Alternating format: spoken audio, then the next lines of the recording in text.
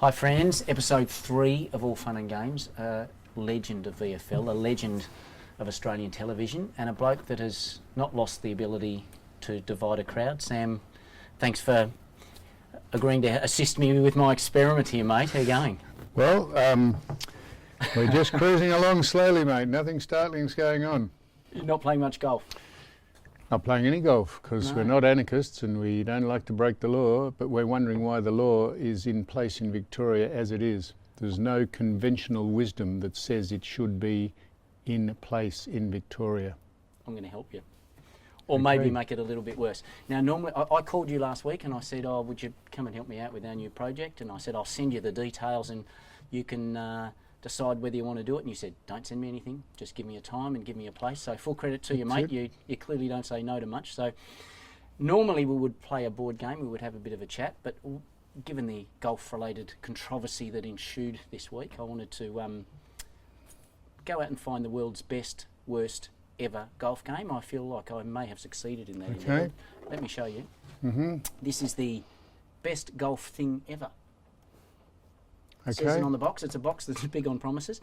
You can putt your worries away. Okay. Yeah. So any issue that you had coming in here, mate, will be all gone by the time we're done. And in the meantime, I have a bit of a chat. Do you want to... Is it what, designed for dwarfs, is it? Or what is it? No, it's designed really for comedic effect, I think, mate. Comedic effect. Yeah, Oh, well so, then. mate, you have a shot while we have a bit of a chat. Okay, what do you perhaps, want me if to you do? like. Have a- Just get a hole in one, mate. Have so a putt. I'm sorry, I'm a bit hamstrung. I'm wrist strung.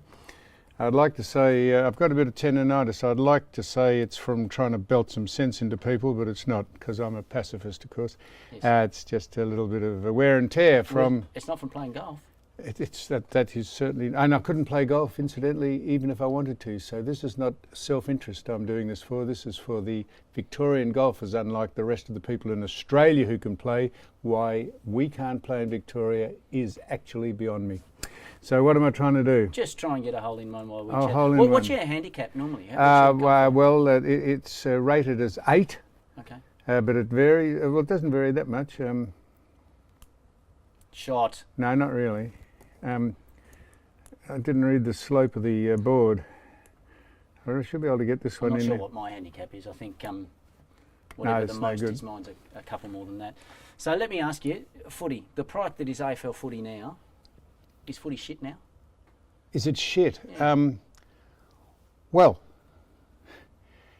it's not appealing to me as such because I don't agree with the way the game's played. But having said that, it's not really about people who've played the game or being people subjective about it. It's a very popular game, the most popular game in the world per capita of the population, if people like to try and extrapolate what that means. And if you like going to the football and watching your tribal side play against someone else's tribal side, you don't give a stuff how it's played as long as you come home with the points. If you are an analyst or a person who goes along for aesthetic appeal for how or what our game used to be, it is a concoction of contrived nonsense to me. So I'm very happy for people to like it. I don't like it, but therefore I don't choose to go to it. Let me ask you this, and we'll see if we can have a succinct conversation within the parameters of punchy YouTube content. But political correctness Yes. in Australia, where are we at? And if someone wanted to argue we're going wrong or we've gone too far, what would be the first thing we need to correct? Well, I could tell you what political correctness is. I didn't say this, but a president of the United States said this, a bloke called Harry Truman. I'm not sure if you'd like me to tell you what his version of political correctness was, but the thing is we're overrun by activists who, there's a competition going in the world to see who can be the most offended and the most aggrieved over absolutely nothing.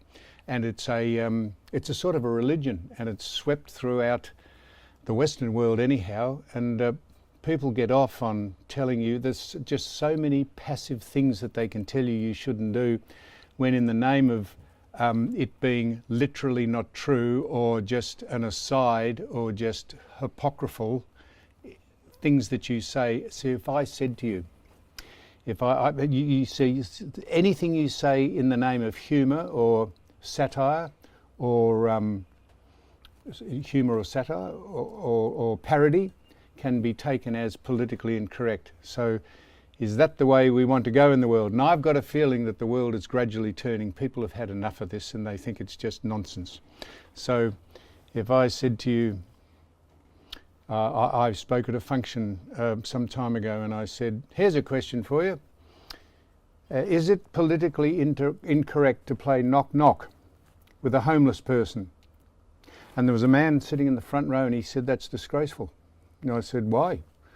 Bit of interaction with the audience. And he said, well, what, you having a go at the homeless? I said, am I really? I said, so you could draw an analogy from that I'm having a go at the homeless. So there's people just looking for some reason to be offended or mortified by what is just general speak in the name of humour, satire or parody. You can be as offensive as you want on here because no one's probably going to watch it anyway. No, that's not a question of being offensive. I'm offensive, but it's all about intent. I intend to offend people in the name of tongue-in-cheek and humour, but I back off the three things that people, when they've got nothing else to criticise you for, just go for the racism, sexism or homophobia.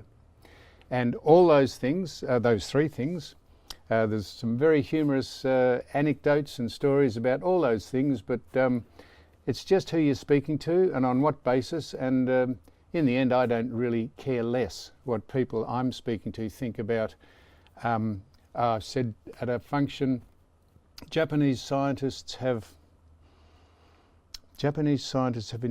invented a shutter speed on a camera that is so precise and so unique that they were able to get a photograph of a woman with her mouth shut.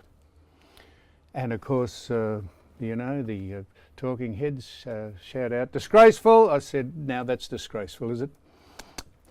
So that's sexist, is it? They say, don't you find that humorous? I can tell you things about men. I can just where it starts and ends. I'll tell you, President Truman, not Freddie, that's the bowler. Harry, well done. Harry Truman said this. He said this in the middle of last century. This is a quote. You can look this up on your Google machine, and you'll think I'm making it up, but I'm not. He said, "Political correctness is a doctrine fostered by a delusional and illogical minority, and rabidly supported by an unscrupulous, gratuitous and hysterical mainstream media, who earnestly put forth the proposition that it is entirely possible to pick up a piece of shit at its clean end." Now you think I made that up? That is a direct quote from Harry Truman, and there'd be many that would think that give a piece of shit its due. At one end it might be quite pungent and smelly, in fact, but up the other end it could be quite fragrant, and that would be the general opinion of people who are activists who think there's something good in everything. Well, there might be something good in everything, but to poke fun at it and take the piss out of it is probably swinging back towards people who have general conversations in the community these days, but people get intimidated into being branded and pigeonholed. I'm well past that. I don't mind being called a racist, because I'm not, but thou protestest too much. I don't mind being called a sexist, because I'm not, or homophobic, but if I have an opinion about any one of those three groups, it's an opinion about specifically someone I'm speaking about, not to the group that they belong to. Let me ask you this then. If just that in footy's role in, I guess, shaping the moral compass of the community, you've jumped on the AFL previously about them blurring the lines between administering the sport versus having a political getting involved. agenda. Yep. Does footy have any, or does sport have any business in being in that space beyond administering their actual sport? Well, I think not, but so where my point is, where do you draw the line at that?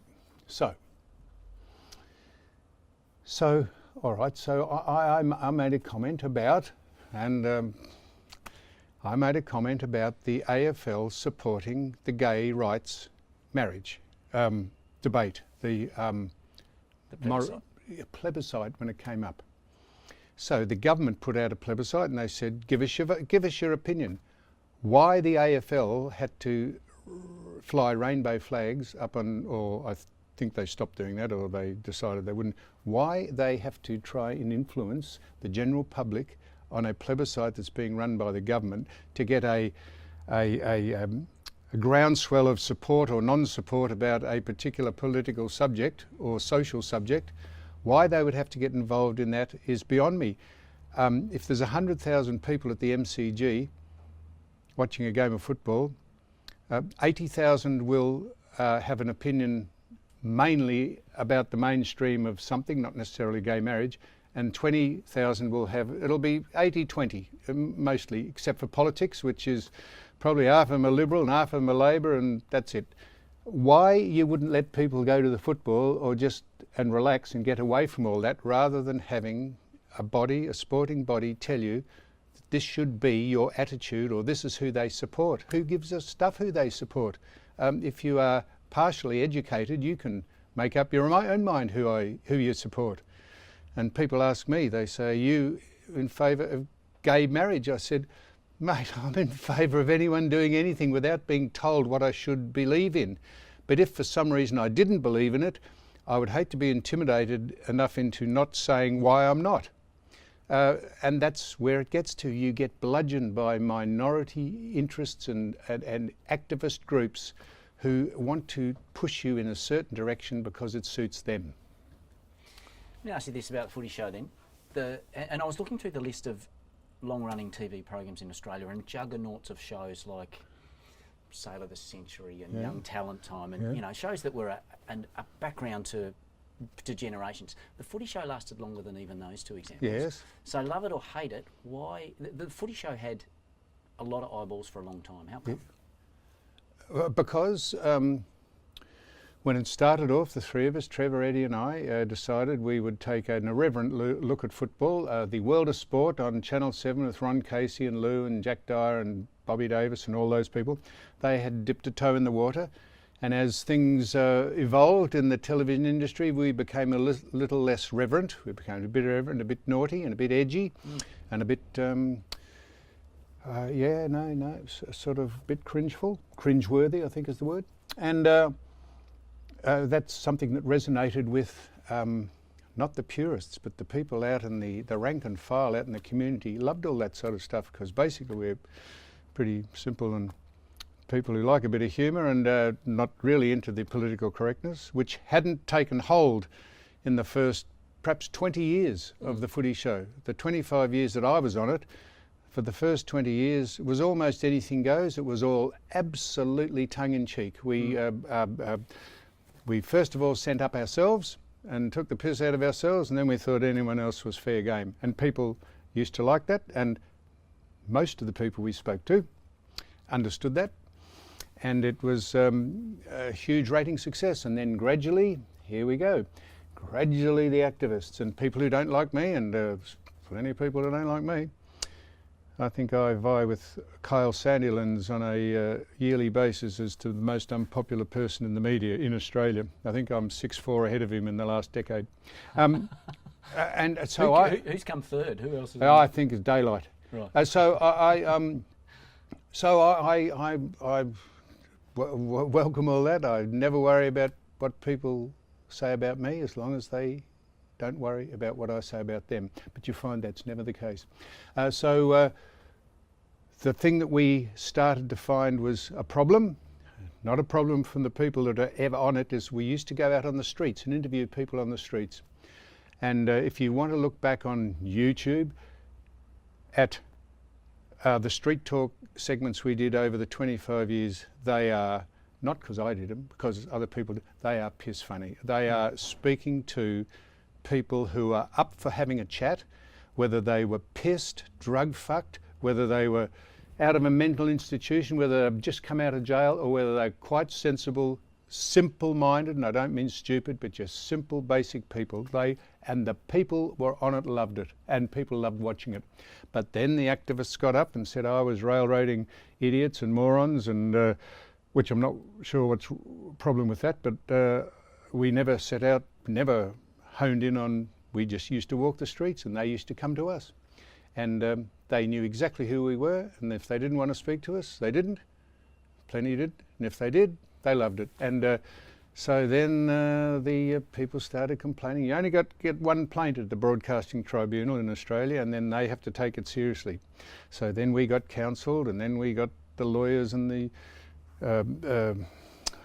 legal people came down from the station because they have to adhere to a code of ethics and all that sort of stuff. And gradually we thought, we went out and did it for a couple of years, and by the time we got the material, the same people spoke to us, but by the time we got the material back to the edit suite, which I didn't edit any of it, I just did the interviewing, it was unrecognisable because they were so sensitive about getting someone complaining about me necessarily, primarily, but not about the people on it, that it became just became bland and no point doing it because it wasn't as entertaining as it had been. So that was by far the most popular part of the show we did. And then we got into not having an opinion about certain things that might be controversial. Telling me not to have an opinion about something that I genuinely believe in, whether it be controversial or not, is like that is no point having me. I might as well be you might as well get people out of the yellow pages and have them sit down and chat blandly and fairly in beige terms talk about things that are going on. And so I became marginalised, and if you think I'm complaining, I'm not. I had a fantastic run. I enjoyed every minute of it except the last year we were on when it was just a joke. Mm. I mean, you say you didn't care and you didn't care about the reaction or what people think.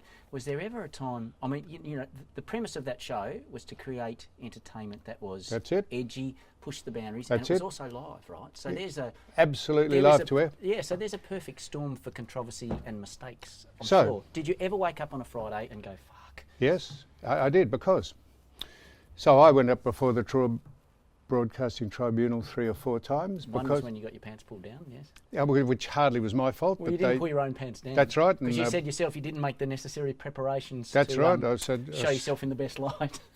That's right, and the official verdict from the jury or the panel was that it's my genitalia and I should be in control of it. Was that the only time you had that levelled at you? Or? Well, on television, and I said, well, fair enough. I take that on advisement, that statement. But by the time I realised my genitalia was on live television, because this is not on delay by 10 seconds or 5 seconds, this is actually live. The time I realised my genitalia was actually on screen, I didn't have a chance to put my hand across the plums or the snag. I didn't have a chance to do it. Probably a bit late, but I think I was. And so what's the point of doing it once the horse has bolted, so to speak? So I was. So then, after a couple of other things, once I painted my face black, pretending I was someone who was black. Not sure why that's racist, but I could show you on my on my phone. I could show you 20 pictures of people in Australian television who've painted their face black. In parody or satire, or as a humorous attempt to be comedic. But no one else ever took the flack that I did, but because it was me, they honed in on me. And now whenever I make a comment about someone who's Indigenous or someone, I'm a racist, and I don't think people understand what racism is. They just use it as one of these bandied terms because they think it'll floor you, or they think it'll make you meek or apologise. You ask someone what racism is and they'd have no idea what the definition of racism is. I'll tell you what the definition of racism is. Racism is if you defy, decry or degrade someone, think you're superior than them, or try and dominate them. All the people I've spoken about who are Indigenous, or not all the people, the 1 or 2 people, None of those things have been apparent. They've just been comments on that particular person. Race, I'm colourblind. Race had nothing to do with it. But people have an agenda and they love to put you into a pigeonhole. So I'm very comfortable being put into any pigeonhole, because your character is who you really are. Your reputation is who people think you are. So I'm very relaxed about who I am. Do you know how many people got a look at your stalk? What was the viewership at that time? On air, on television? Yeah, right at that moment. There's been a fair number off the camera. Yeah. Do you know how many is that? Off camera, Yeah. privately. Have you ever calculated that one? Well, so now that's a very interesting question. People, I'll sit down and... No, but when primarily men, but when blokes sit round having a beer and they, you know, and when the beer's in the booze, when the booze is in, the brain's out, and I can say that because I haven't had a drink for 12 years, or they're drug fucked. They say, oh, and they spoke about women and say, oh, by the way, that gets on, it eventually always gets on to, how many people you reckon you've jumped on top of? And you look at people, you think surely they're not going to answer that. What is the inferiority complex of someone trying to tell their friends how great they are at being a Casanova, or how many people they've jumped on top of? What is that?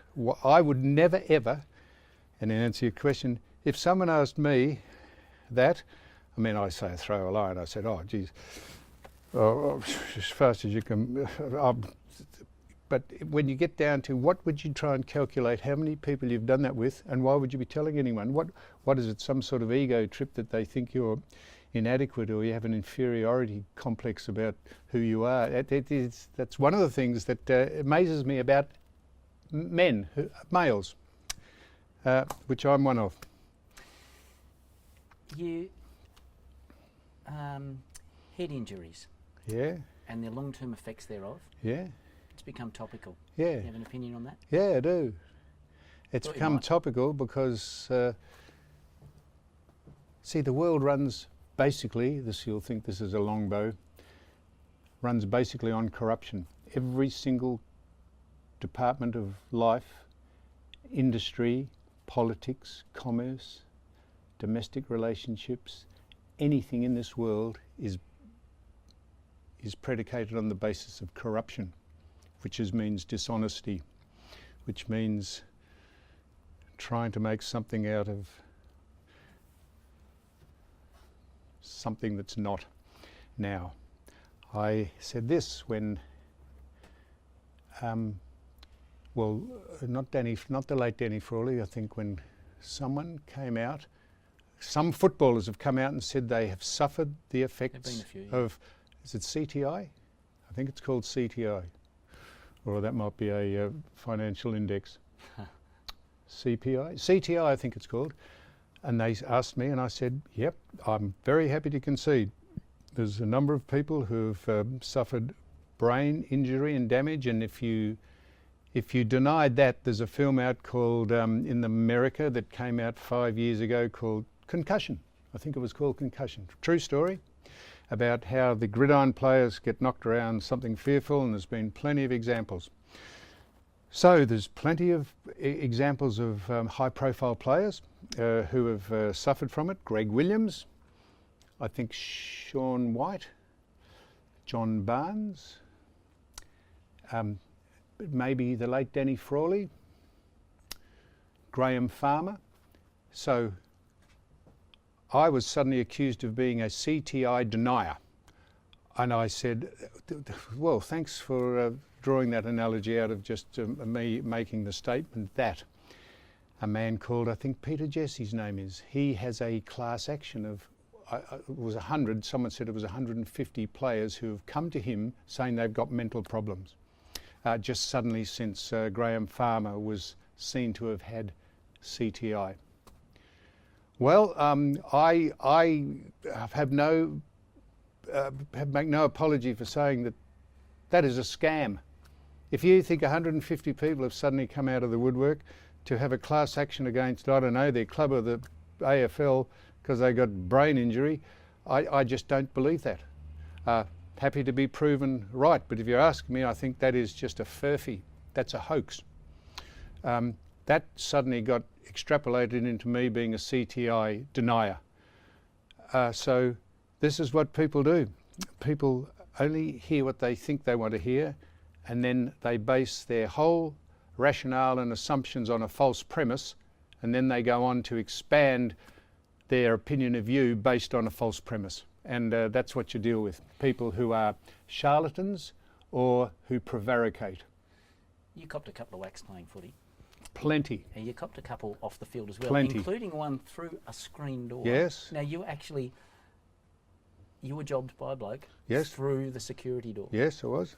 Did you ever contact the security door company regarding the integrity of their product, Sam? It's unusual that I did. I opened the door to a man who I was inside with his girlfriend, unbeknownst to me, just unbeknownst to me, and probably I was unbeknownst to me, and probably it was set up by the woman. But so she says, "Don't open the door." You open the door. No, I have a got security your face door near the screen, and no, I had a security door, and it had a couple security of being the operative word, I would have thought within security door. Yeah. That's right. It had bolts and locks and shit and mesh and wires and bars, you know. And this man, I'd had a couple of drinks, to be honest, so I wasn't probably... You'd had a relatively long afternoon. I'd drifted on from lunch into the early hours of the evening and had just managed to invite her home for a nightcap. Mm-hmm. We'll say that. And anyhow... Did you have pants on when you opened the door? Well, not when I opened it, no. I'd been sitting down the front of my house with her, chatting to her about, well, could have been anything. And anyhow, there was this knock at the door. She said, "Don't answer it." And I thought, why wouldn't I answer it? It's my house. Because I was unaware of why I wouldn't answer the door. And I opened the door, and there's the mesh locks and bars. And I was about to say to the bloke, he said is, well, Cheryl there or something. I said, "Hello to Cheryl if you're watching." I said, would you like, I was about to say, would you like to speak to Cheryl? And because Cheryl was standing behind me with a towel wrapped around her, and I'm standing, and so he punched me actually through, I mean, this is well documented, and I've spoken to the bloke. It took him 10 years to speak to me. But I saw him in the street one day. He said, "Look, I'm really sorry for doing that." I said, "Well, 10 years on, mate, I'll accept the apology." So he punched me through the door, and this was the whole premise of me telling this story, of which I've told before, is that what security company would make a door that someone could punch you through? And do you just think about that? What would that door be made out of? And how much would it cost you? Would it be made out of tin foil or coat hanger wire? And that was the thing that really intrigued me, is how could someone punch you through a security door? But he did. And he broke my nose and rearranged my face. But look, never whinge too much in life. That's part of life. If you can't experience the lows, you'll never appreciate the highs. You can't cop a whack through a screen door. That's from right. time to time. What person can't cop that? Yeah, and you did get your nose busted, and you go to the hospital, and the doctor actually gives you a book of noses, right? So it is actually a book. Yeah, and what is it like? Just says it's a manual. 12 or the Edwardian, That's and you right. go, "I'll have that one cobble whacker on," and Bob's your uncle. Is that what happens? Yeah, I went to hospital and emergency, because bloke actually knocked me out, and if it hadn't been for Cheryl Bit of CTI, perhaps. pulling him off, well, I say pulling him off, if it hadn't been forcing him off the top of me, he probably would have choked me to death, because I was so the ambulance arrived and took me to the emergency, and the bloke said, "No, this is a job for a plastic surgeon," who came in the next day and said, "Holy shit." I said, "Yep, get it back in front of my eyes." He said, "We'll do that." He said, "Do you want anything else done to it?" This is true. And he said, I said, "Like what?" He said, "Well, you can take the bump out of it because you've had it broken a few times playing football." I said, "I have." I said, "How do you take the bump out of someone's nose?" I often ask people this. So I say, I don't know if any of you in the room have had plastic surgery. Looking around, not a hell of a lot of you by the look. But what they do is they smash your nose into a malleable putty-like substance, and then they mould it by putting two things up it for your sinuses. And then a nurse comes out, assistant. She says, "Here's a book of noses. Which which one would you like the doctor to fashion for you? Would you like the Brad Pitt or the Humphrey Bogart? No, What did you end up going with? I think I went with 4G. 4G, I don't know, Yeah, there was a variation of A, B, C and E and F and G. It sounds quite simple. I might get an update. Have you had a nose job? No. No, But well, I mean, it sounds like it's a just walk in, walk out sort of. Oh no, it's not operation, walking. No, it's quite a serious thing because the bloke said we anaesthetise your nose. I said, how do you get it into a malleable putty-like substance? He said, what we do is we get a hammer and we smash it into pulp.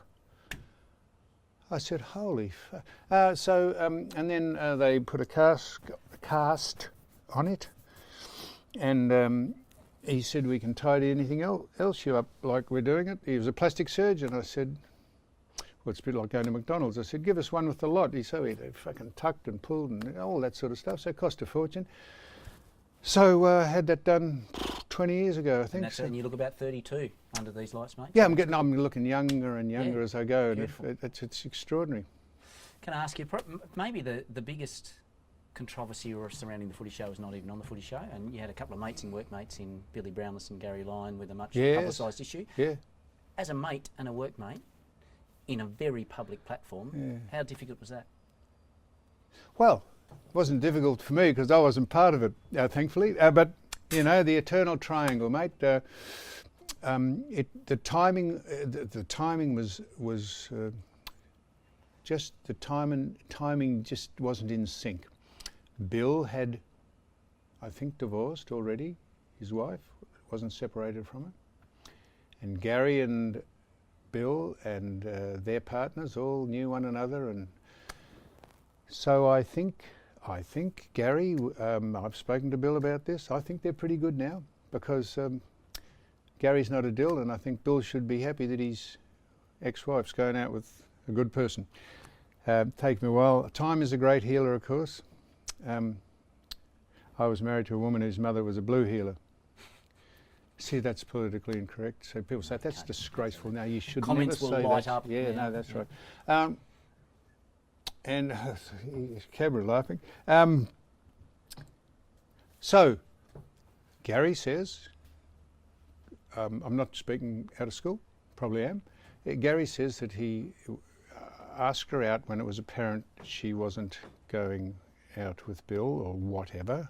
That could be a grey area. And he said, I went out with her once, and it's no good telling Bill in case I didn't want to go out with her again. So the second time I was going to go out with her, he thought, I'll tell Bill, but Bill had already been told by someone that Garry had gone out with her. So he got in before Garry had a chance. Now, so that's how it started. And as I said, I've said this twice now, there's an old saying, thou protestest too much. Don't try and back over and say, mate, I just say, I'll tell you how it happened, believe it or not. And so there was a bit of a fracas. Bill was embarrassed, of course. Why wouldn't you? Just save a bit of face. And Garry was embarrassed because it's a domestic matter out in the public, and that's the legacy of being a public figure. Happens 1,000 times a month around the country, around the world, millions of times. But they know the business they're in, and they know they're going to be the focal point of things, of transgressions. Just ask a man called Lockie Hunter, who many people have done what he has. I have done what he has, and not quite what he is. I was pulled up for being 4 times over the limit. Oh yeah, when was that? 20 years ago. Okay. And you said you haven't had a drink for 12 years? 12 years. How come? Well, I'll tell you that. But so, I've got full disclosure, I've done that, what Lockie Hunter did, not quite what he did. But I drove my car 4 times over the limit. Didn't have an accident, didn't cause anyone any problems, but I was pulled up and lost my licence for 18 months, rightly so. Got demerit, well, didn't get demerit points, lost my licence for 18 months, got fined, I think, rightly so. So, Lockie Hunter's done the wrong thing. He's crashed into some cars, cost him 300 grand, it'll cost him his job at the Bulldogs, vice captain, his family embarrassed and ashamed. What I want to know is how long do we go on? How long do we go on? Well, there's nothing else to talk about right now. That's it. It goes on and on and on. And other than Lockie saying, hey everyone, I've done the wrong thing, I'm a fool, I'm sorry, I can keep apologising every day for the next, how long do you want me to keep apologising for? I've done the wrong thing. They just rake over it and over it and over it, and that's the nature of the beast. That's because we're public figures. And but I think Harry Truman might have even said this: if you can't stand the heat, get out of the kitchen. Harry Truman's getting a lot of. I know he's getting a run. Yeah, look him up on your Google machine. Yeah, can I ask you: is there another Sam Newman, or is there a different Sam Newman? In that Sam Newman off stage, it would appear, and this is a question, it sounds like a statement, is warm and affable and polite. Some people would say the Sam Newman on stage is provocative, opinionated to the point of deliberately dividing a crowd sometimes, boisterous.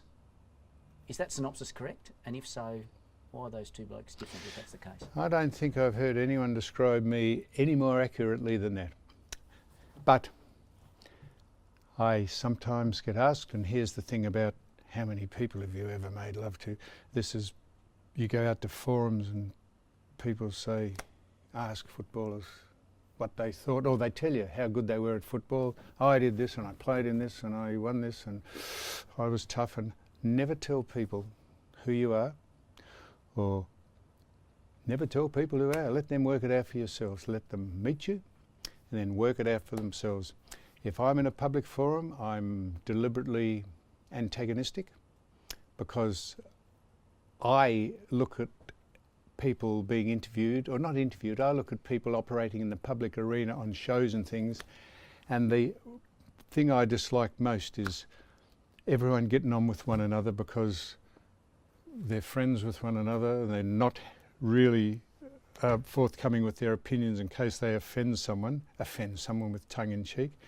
I don't like, so I am pretty abrasive and get people to say actually what it is they're thinking, and don't be embarrassed, tell us what you think of me or anything else and I'll tell you what I think of you. That's in the name of theatre and a bit of production, if you like, in the job that you do in a public arena. But off all that, I'm not about to tell you who I am away from all that, because you only have 3 or 4 real friends in your life, and my friends, the 3 or 4 I have plenty of acquaintances, but the 3 or 4 friends I have would tell you exactly who I am. But I'm not about to tell you what they think of me. I'll let people work that out themselves. I've only just got into this social media platform about having an opinion, and the enjoyment that people get out of telling you what they think of you and who you are is fantastic. People go into a decline, a lot of people, and it causes them real angst in their life, their personal life. It actually can drive them to very dire consequences. I love it to think that people who don't know you barrel into you, sitting behind their little processor or whatever they do it on at home at night, Google machine, having a couple of drinks, getting firm while they speak about you because they think, I'll tell this bloke what I think of him. They think that they are actually, I make their lives. Some of the things that people say about me, I usually reply to them all, except if too many people get on the same thing, you can't repeat yourself. But I love replying to them because there's no level of IQ required to be on the social media, and some of the things that people say and the analogies they draw about what you say about us, what's going on in the world, and they draw a parallel between your opinion about something. How can you say that when this is happening? And I say, hang on, stick to topic. We're talking about this. If you want me to opinion, in this recent lockdown we've had because of the virus, the only thing I've had to do is trawl through all those, and I get incredible enjoyment out of doing it. I know people think I'm making that up. Some people block people and won't read it, or someone said, did you see what so-and-so said about you? I said, please, where is it? Let me go. And I always try and respond, and it gives me pleasure. All fun and games! Essendon, the supplement saga was what happened to the Bombers fair? Of course it wasn't fair. It was ridiculous. made two major errors, the AFL, in recent times. One of them was the way they conducted the Essendon affair, and the other was starting the season in light of the coronavirus. That is just madness. And that was just done for political reasons as well, to get the money from Channel 7 so they could say they started the game. And same with the NRL. So the Essendon thing was a joke. I'll just, pretty boring. I'll just say it again. There's not one piece of evidence, not one, no matter how much bleating, and there's not one piece of evidence that Essendon did ever anything wrong, took any illegal supplements, did anything wrong at all. They probably did, they might have. But to go on for 4 years and destroy a culture, a football club, people's lives by charlatans in the media who pushed a cause that was backed by the AFL, who had no idea what they were talking about, were making it up, were actually congenital liars in the end. It's all right to have an opinion, but then when you start quoting facts, and I could mention who those people were, men and women alike, there's a handful of them, it was a disgrace. And for the AFL to let it go on as it did was almost as disgraceful. And that club will take a long time to recover without any shred. They were done over by a WADA, that's the, no, that's not a WADA, the other one, the world body. There was a SADA and WADA. A WADA's the world body. And SALADA. A SADA is the Australian... A SADA is the Australian one? Yes, and a WADA is the WADA, world one. that's right. A WADA thought through Dick Pound. Dick Pound was the head of WADA. He thought, well, the Russians, the Chinese, the Bulgarians, while world sport was being doped and people balking the system, he said, I tell you what we'll do, we'll hone in on a pissy little club at the bottom of a pissy little continent, which I love incidentally. No one knows we're here. We'll go play Merry Hill with a big stick down there, and we'll make an example of, we'll hope to make an example of a club down there that plays this game called Australian rules, and we'll take them to task, but everyone else go on doing what you're doing, doping scandals and substituting urine samples on a world level, like it was pathetic, and no one ever found that they did anything wrong, no matter what they say. And they'll say, oh, what about Joe Watson said he took this and that? He said, yeah, why would he say that if he thought he was doing something illegal? And why would they tell him he took that if it was illegal? It wasn't illegal at the time. There was a grey area, and the AFL should have said, they hitched their wagon to a WADA. They should have said, mate, we'll self-regulate. Thanks very much. See you later. Let me ask you one last question. And for those of us that are in the prime of our lives, Sam, in our 30s or 40s, what would Sam in his 70s tell Sam in his 30s or 40s? Well, I'm 74, so what would I tell people? Well, what would you tell yourself at that age, or what advice would you give to me? You? Well, mate. Well, these all sound really trite. I'm trying not to. You get into talking about cliched speak here. But if you're moral and ethically, if you're morally and ethically not at peace with yourself, if you think that you're moral and ethical, that is, that you don't dud people knowingly. We've all been, so there's the fine line, there's grey areas of all that, whether you're promiscuous and not faithful to those people you go out with, and whether you, so that's one side of it. But if you're genuinely morally and ethically sound in who you are, and you don't take yourself too seriously and think that you are all encompassing everything you do, but don't be afraid to say it, but listen to what other people say. I think you're halfway there. The honesty and the all that is good. That's moral and ethics. But I suppose if I had to give anyone some advice about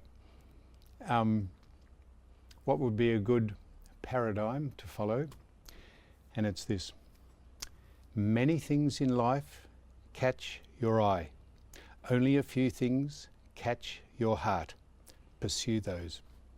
That's good advice. And I tell you, Mightn't Sam, be good advice, I but think it's brilliant advice. And you I- get captivated by a lot of things, but just pursue the people and the interests that you think capture your heart.